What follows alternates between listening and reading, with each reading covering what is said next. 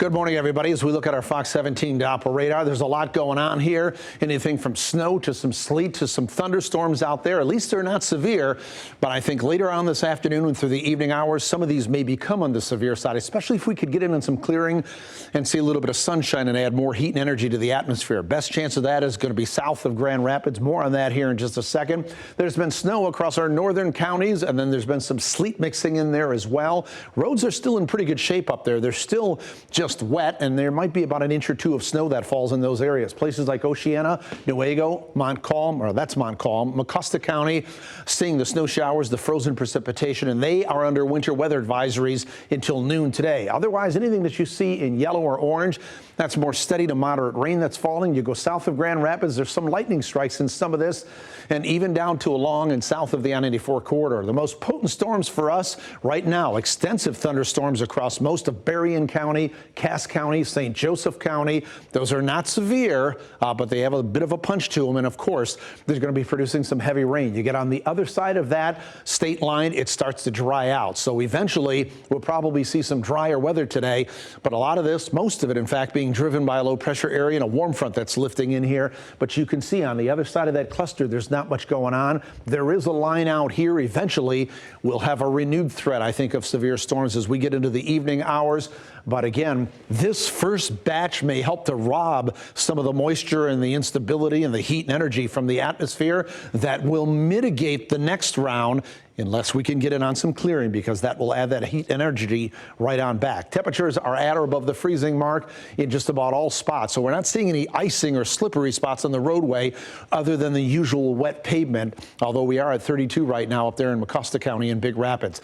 So we see some rain, some thunderstorms, a little bit of freezing rain, some sleet and some snow. Most of the precipitation this morning that has been of a frozen nature has been north of Grand Rapids. Otherwise, we'll have the chance of some showers and thunderstorms this afternoon. I think the best chance of severe storms will come from Grand Rapids down to the south. By not late afternoon into the evening hours as that low pressure system and warm front nudge in here.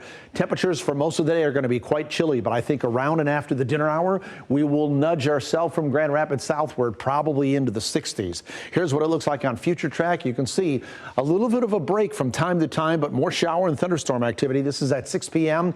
Then another line coming through here during the evening hours. I think by probably about 11 o'clock or midnight tonight, that threat will be out of here.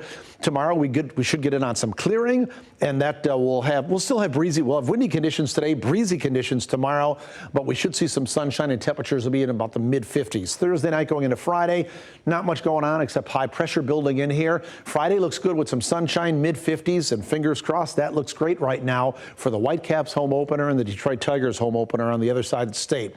Severe weather outlook. This is going to be probably a major tornado outbreak down here in the bullseye of 5 across the Midwest. But by the time you get into West Michigan, south of Grand Rapids in orange, that's a threat level 3 out of 5. That's the best chances for strong to severe thunderstorms later on today there. And then along and north of the I-96 corridor, it's a threat level 2, so a little bit lesser of a chance. The primary threat is going to be some damaging straight line wind gusts up around 70 miles per hour and maybe some isolated tornadoes, especially south of Grand Rapids, and especially if we can get in on that clearing to add more heat and energy to the atmosphere. So keep in mind, our team will be watching and monitoring that entire situation throughout the day. Flooding rain is also possible because of these thunderstorms training over the exact same locations.